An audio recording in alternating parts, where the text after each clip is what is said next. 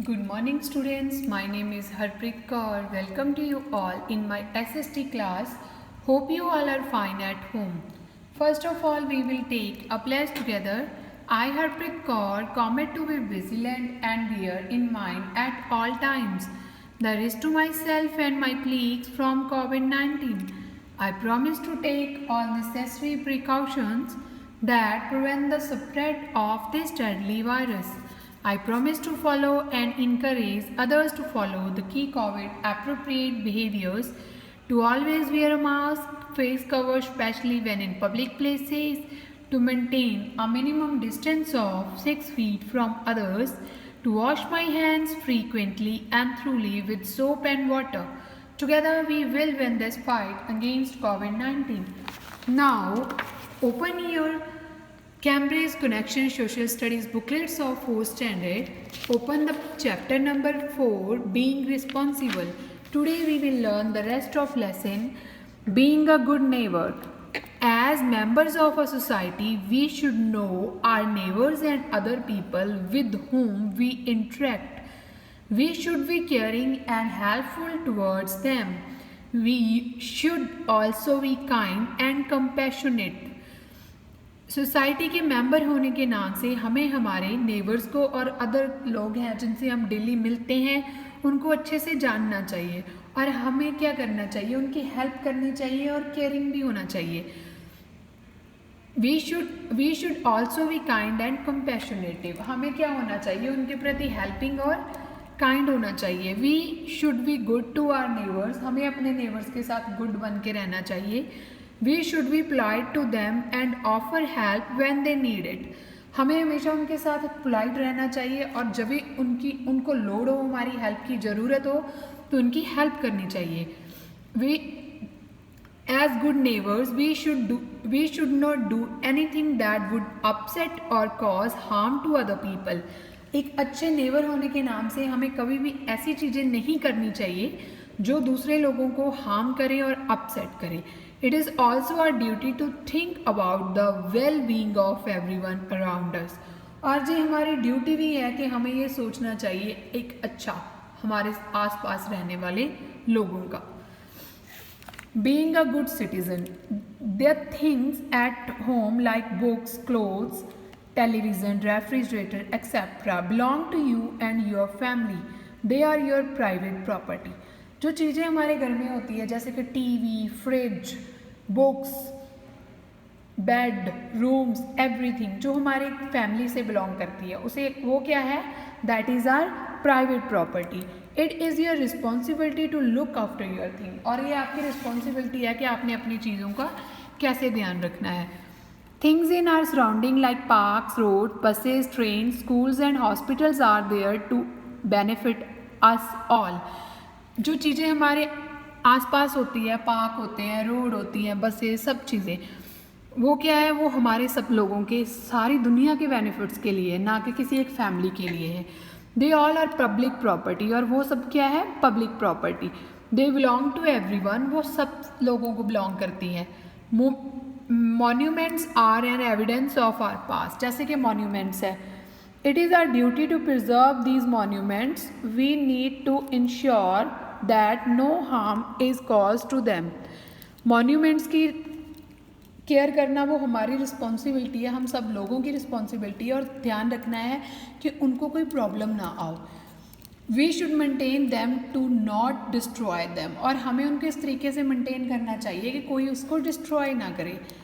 Air, water, light and other gifts of nature are available to all of us. We should use them wisely and not waste or pollute them. जैसे कि हवा, पानी और light है, वो क्या है, वो नेचर ने हमें गिफ्ट दिए हुए हैं और ये हमारी ड्यूटी है कि उनको वेस्ट नहीं करना, उसको बहुत सियानत से, बहुत अच्छे तरीके से यूज़ करना है. It is every citizen's right to enjoy these facilities, but at the same time as responsible citizens of the country we should be civic minded. There are certain government bodies which help in maintaining public property. However, the primary responsibilities lies with us the citizens.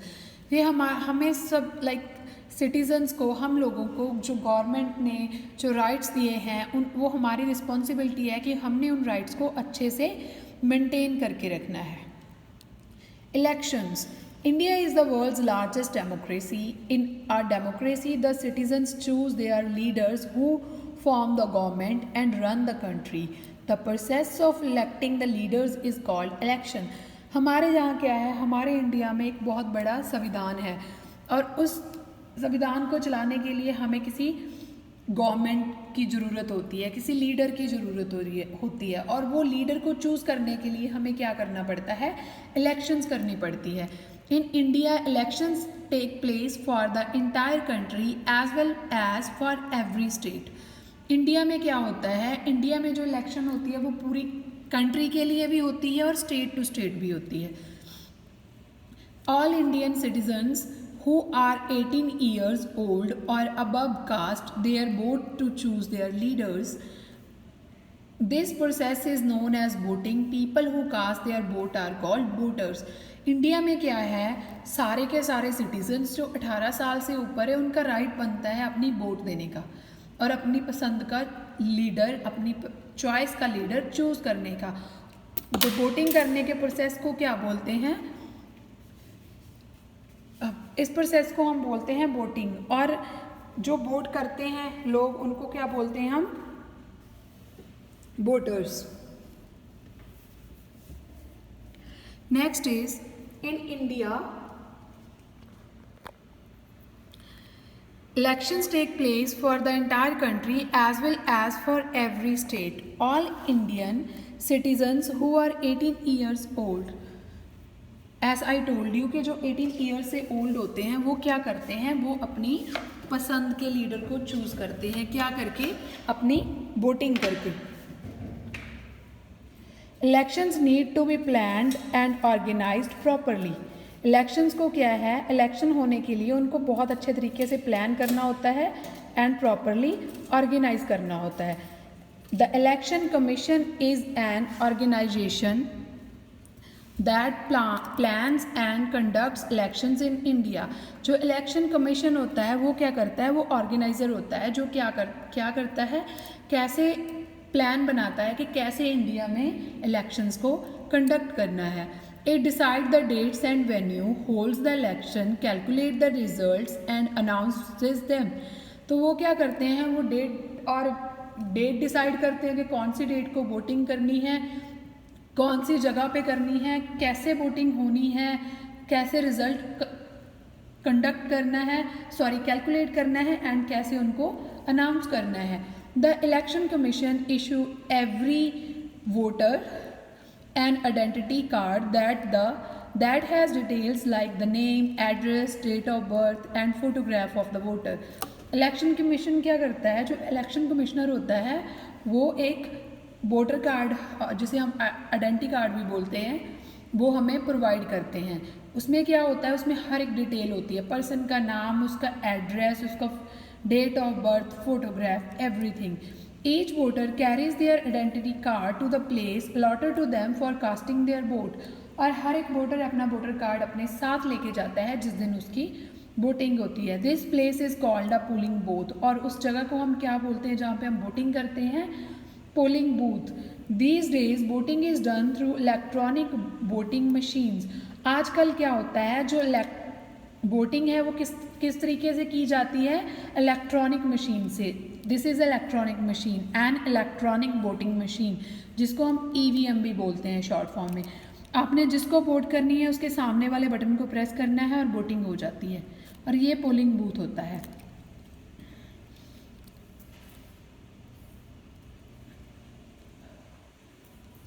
Voting is done by secret ballot. Voting को एक secret ballot के द्वारा done किया जाता है। The election commission ensure that the election take place in fair and an impartial manner. Election जो commissioner होता है उसकी ड्यूटी होती है कि उसने ध्यान रखना है कि जो वोटिंग है वो एक अच्छे फेयर होती है, मतलब अच्छाई से हो रही है और उसमें कोई पार्शलिटी तो नहीं हो रही कि किसी को ज़्यादा वोट्स, मतलब कोई किसी की वहाँ पे हेरा फेरी तो नहीं कर रहा है वोटिंग में। Next is dos. हमें क्या क्या करना चाहिए। Citizens who are 18 years and above must exercise their right to vote and should not let it go waste. They should vote only once in the election. जो 18 years के ऊपर 18 year और 18 year से ऊपर के सिटीजन्स होते हैं उनका ये राइट बनता है कि उन्होंने वोट करनी है. अपनी वोट को कभी वेस्ट मत करो और हमेशा वोट एक बार ही डालो जब जिस दिन वोटिंग का डे होता है. Voters vote and carefully choose a candidate who they think will work toward the betterment of the people. In case a candidate is unable to work properly, he or she may not be elected the next time. Voter को हमेशा vote करने में और अपने candidate को choose करने में हमेशा ध्यान से और सोच समझ के काम करना चाहिए, बिकॉज उसी आदमी को, उसी पर्सन को इलेक्ट करना चाहिए, उसी को लीडर बनाना चाहिए जो हमारे लोगों की बेटरमेंट के लिए काम करे.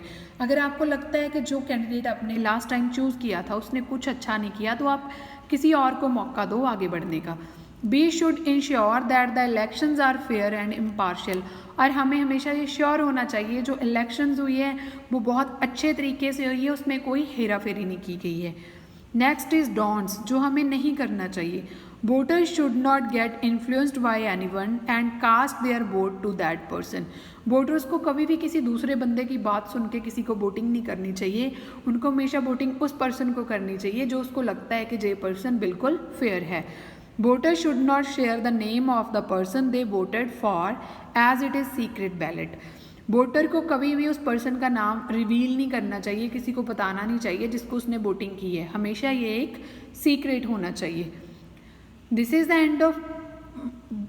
end of this chapter. Hope you all understand. Thank you for joining my class. Have a wonderful day. Be safe, be home.